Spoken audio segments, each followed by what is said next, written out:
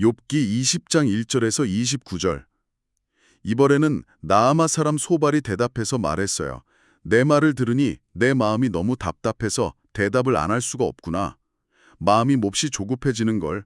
나를 부끄럽게 만드는 너의 꾸지람을 들으니 내 마음속 깊은 곳에 있는 슬기로운 생각이 나로 하여금 꼭 대답하게 만드는구나. 욥, 너는 이것도 모르니? 아주 옛날 이 세상에 사람이 처음 생겨났을 때부터 말이야. 나쁜 사람이 이겼다고 자랑하는 것도 아주 잠시뿐이고 하나님을 모르는 사람이 즐거워하는 것도 순식간에 지나가 버린단다. 나쁜 사람의 잘난 척하는 모습이 저 높은 하늘에 닿았고 그 머리가 구름 끝까지 닿을 듯이 높아져도 결국에는 더러운 똥처럼 영원히 망하고 말 거야.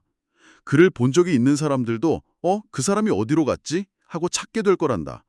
그는 잠결에 꾼 꿈처럼 휙 지나가서 다시는 찾을 수 없고 한밤중에 잠깐 보인 환상처럼 싹 사라져버릴 거야. 그 사람을 보았던 눈도 두 번 다시 그를 보지 못하고 그가 살던 집도 그를 다시는 알아보지 못할 거란다.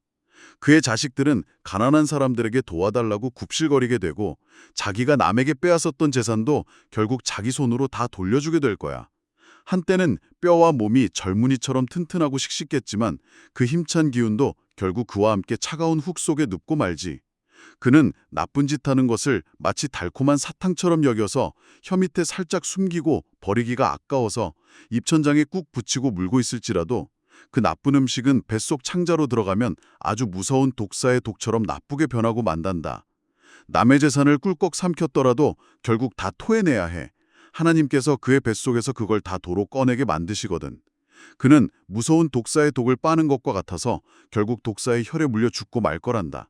달콤한 꿀과 신선한 젖이 넘치게 흐르는 아름다운 강물은 구경조차 하지 못할 거야. 땀 흘려 얻은 것도 제대로 먹어보지 못하고 남에게 몽땅 돌려주어야 하고 장사해서 번 돈으로도 아무런 즐거움을 누리지 못할 거란다. 왜냐하면 그가 가난한 사람들을 못살게 굴고 매몰차게 버렸으며 자기가 짓지도 않은 남의 집을 억지로 빼앗았기 때문이지. 그는 마음속에 욕심이 가득 차서 평안을 모르는 사람이야. 그래서 자기가 그토록 좋아하던 것도 하나도 지키지 못하게 될 거란다. 자기 혼자 몽땅 다 먹어치워서 남는 게 없으니 그가 누리던 행복도 절대 오래가지 못한단다. 아무리 가진 것이 많고 넉넉할 때라도 괴로운 일이 찾아올 거야. 온갖 재난과 고통이 그를 무섭게 덮칠 테니까. 그가 자기 배를 굴리려고 할 바로 그 순간에 하나님께서 뜨거운 화를 내시며 무서운 벌을 비처럼 마구 쏟아부으실 거야. 쇠로 만든 무기를 겨우 피해서 도망치면 이번에는 날카로운 놋 화살이 날아와서 그를 푹 꿰뚫고 말지. 등에 박힌 그 화살을 쑥 뽑아내면 번쩍거리는 화살촉이 쓸개를 뚫고 나오니 그에게 얼마나 큰 두려움이 덮치겠니. 캄캄하고 무서운 어둠이 그의 보물들을 덮어버릴 준비를 하고 있고 사람이 피우지 않은 하늘의 불이 훅 내려와서 그를 태우며 텐트 안에 남은 것까지 싹 태워버릴 거야.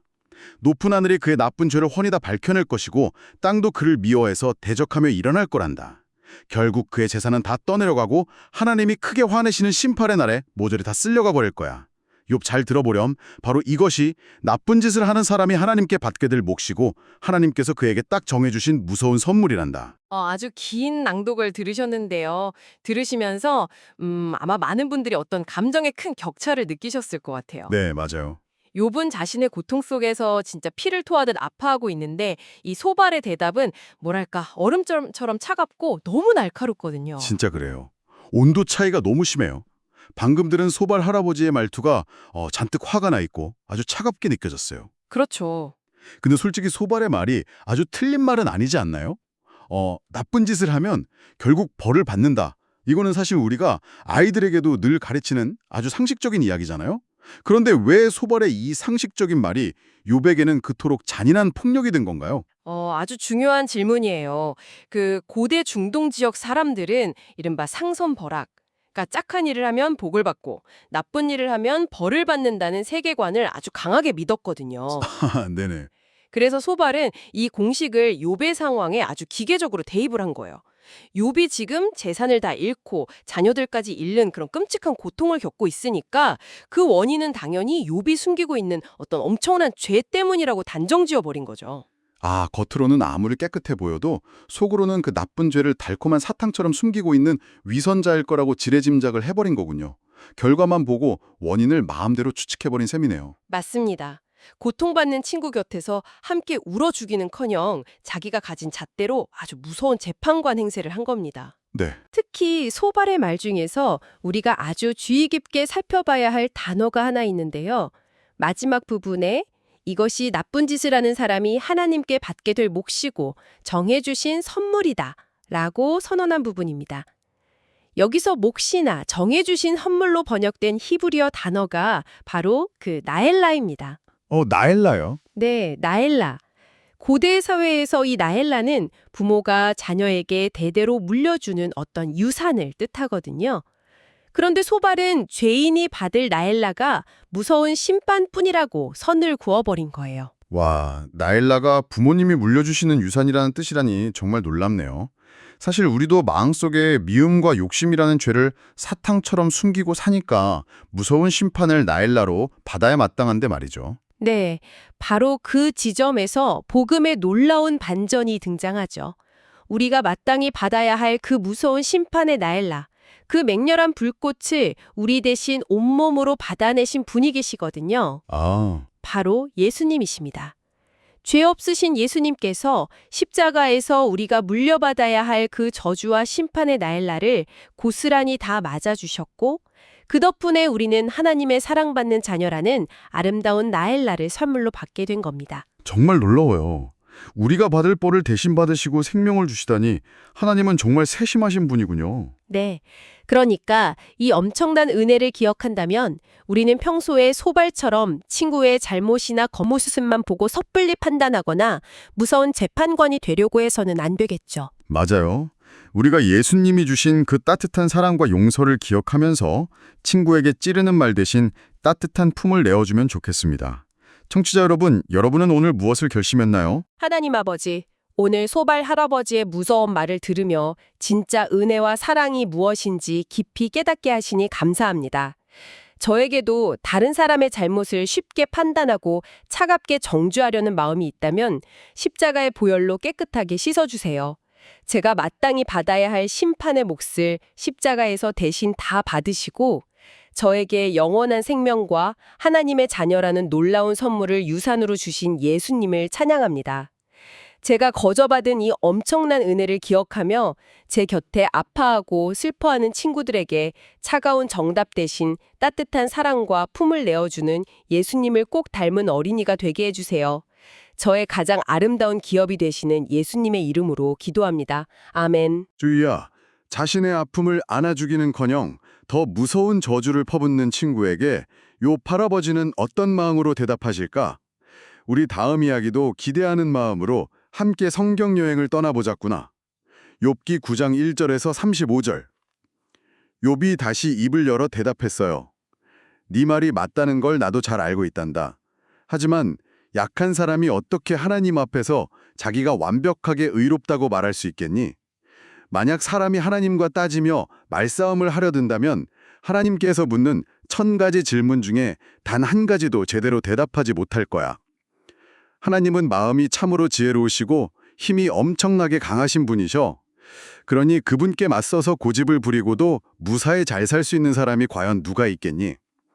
하나님이 화가 나셔서 커다란 산을 와르르 무너뜨리고 옮기신다고 해도 산조차 자기가 언제 무너졌는지 전혀 깨닫지 못한단다. 그분이 땅을 제자리에서 뒤흔드시면 땅을 받치는 튼튼한 기둥들마저 덜덜 떨며 흔들리지. 하나님이 해에게 뜨지 마라 하고 명령하시면 해가 뜨지 못하고 반짝이는 별들도 캄캄하게 가두어 버리실 수 있어. 그분은 아무의 도움 없이 혼자서 저 넓은 하늘을 쫙 펼치셨고 성난 바다의 파도도 발로 꾹 밟아 잔잔하게 만드시는 분이야. 하늘에 반짝이는 북두칠성과 오리온자리, 묘성 같은 아름다운 별자리들, 그리고 남쪽 하늘의 비밀스러운 방들도 다 하나님이 만드셨단다. 우리가 다 계산할 수도 없을 만큼 엄청나게 큰 일을 하시고 셀 수조차 없을 만큼 놀라운 기적들을 매일매일 일으키시는 분이지. 그분이 내 앞으로 휙 지나가셔도 나는 그 모습을 볼 수 없고 내 앞에서 움직이셔도 나는 전혀 알아채지 못해. 하나님께서 무언가를 빼앗아 가시면 도대체 누가 막을 수 있겠니? 그분께 감히 지금 무엇을 하시는 겁니까? 하고 따져 물을 수 있는 사람은 아무도 없단다. 하나님은 한 번 내신 진노를 쉽게 거두지 않으셔. 거대한 바다 괴물 라합을 돕는 강한 자들조차도 하나님 발밑에서는 납작 엎드려 항복할 수밖에 없거든. 하물며 나같이 약한 사람이 감히 그분께 무슨 대답을 할 수 있겠어. 그분 앞에서 어떤 말을 골라 변명을 할 수 있겠니. 설령 내가 아주 올바르게 살았다 하더라도 감히 말대꾸할 수 없고 나를 심판하시는 그분께 그저 은혜를 베풀어 달라고 불쌍히 빌 수밖에 없단다. 설령 내가 큰 소리로 불러서 하나님을 대답해 주셨다 해도 그분이 내 작은 목소리에 진짜로 귀를 기울여 주셨다고는 믿기 어려울 정도로 나는 작은 존재야. 그분은 무서운 폭풍으로 나를 세게 치시고 내가 알지 못하는 까닭없이 내 상처를 더 깊고 아프게 만드셔. 나를 잠시도 숨 쉴 틈 없이 조여오시고 내 마음속을 쓰디쓴 괴로움으로 가득 채우고 계신단다. 힘으로 겨뤄본다면 하나님이 훨씬 강하시니 내가 이길 수 없고 재판으로 따져본다면 감히 누가 하나님을 법정으로 불러낼 수 있겠니. 설령 내가 옳다고 해도 내 입에서 나오는 말들이 실수하여 나를 죄인으로 만들 것이고 내가 흠없이 깨끗하다 해도 하나님 앞에서는 결국 부족한 사람으로 판결받고 말 거야. 나는 온전하게 살려고 했지만 지금은 너무 고통스러워 나 자신을 돌아볼 여유도 없고 이 생명을 차라리 보잘것없이 여길 뿐이란다. 모든 일이 결국 다 똑같이 끝나고 마는구나. 그래서 나는 하나님은 올바른 사람이든 나쁜 사람이든 한꺼번에 다 무너뜨리시는 분이 아닌가 하고 말하게 돼. 갑작스런 재앙이 닥쳐 죽게 될 때 죄 없는 착한 사람들이 겪는 끔찍한 절망을 보시고도 그분은 가만히 비웃으시는 것만 같아. 이 세상에 온통 나쁜 사람들의 손에 넘어가 버렸고 공평해야 할 재판관들의 눈까지 다 가려져 버렸어. 만약 하나님이 이렇게 되도록 하신 게 아니라면 도대체 누가 세상을 이렇게 만들었겠니? 내 인생의 날들이 달리기 선수보다도 훨씬 더 빨리 휙휙 지나가 버리니 이제 좋은 복이나 행복은 구경조차 할 수 없구나. 시간이 흘러가는 게 물살을 타고 쏜살같이 지나가는 빠른 배 같고 먹이를 낚아채려고 하늘에서 곤두박질 치는 독수리와도 같아. 가령 내가 스스로 이제 둘평은 잊어버리고 얼굴을 활짝 펴서 즐거운 표정을 지어봐야지 복잡한 마음을 다잡고 다짐해봐도 끊임없이 밀려오는 이 고통들이 너무 두려워. 그럴 수가 없어. 주님께서 나를 죄 없는 사람으로 인정해 주시지 않을 거라는 걸 내가 알고 있거든. 어차피 내가 하나님 앞에서 죄인이라고 판결을 당할 텐데 내가 무엇 때문에 헛되이 고생을 하겠어. 내가 깨끗한 눈 녹은 물로 온몸을 씻고 가장 강력한 잿물로 손을 깨끗하게 닦아낸다 하더라도 주님께서 나를 시궁창 개천에 푹 빠뜨리실 테니 내가 입고 있던 옷조차 나를 냄새난다고 싫어할 거야. 하나님은 나처럼 똑같은 사람이 아니셔. 그러니 내가 감히 그분과 마주서서 대답할 수도 없고 함께 법정에 들어가 재판을 열 수도 없단다. 하나님과 나 사이에 양손을 다 얹어놓고 공평하게 판결을 내려줄 만한 훌륭한 재판관도 우리 사이엔 없구나. 내 소원은 이거야. 주님께서 나를 때리시는 그 무서운 막대기를 내게서 치워주시고 그분의 위엄으로 나를 더 이상 두렵게 하지 않으셨으면 좋겠어. 그렇게만 해주신다면 나도 두려움 없이 내 마음을 털어놓을 수 있을 텐데 말이야. 하지만 지금 나는 그럴 수 없는 불쌍한 처지가 되고 말았단다. 이번에는 욥의 고백이 길게 이어졌는데요. 여기서 그 가장 인상 깊은 것은 욥이 자기 자신을 얼마나 작고 초라하게 느끼고 있는가 하는 점이에요. 네. 들으면서 욥 할아버지의 마음이 얼마나 작아져 있는지 안타까워서 혼났어요. 그렇죠. 하나님이 산을 무너뜨리고 별을 만드실 만큼 엄청나게 크고 강하신 분이잖아요. 그래서 욥은 자기가 아무리 깨끗하게 씻으려 해도 하나님 앞에서는 그저 냄새나는 옷을 입은 부족한 사람일 뿐이라며 괴로워하고 있어요. 네, 정확한 관찰입니다. 그 압도적인 거룩함과 자신의 연약함 사이에서 욥은 아주 깊은 절망을 느끼게 되죠. 도저히 건널 수 없는 어떤 거대한 틈이 벌어져 있는 거예요. 네. 그래서 욥은 아주 애타는 부르짖음 속에서 한 단어를 꺼냅니다.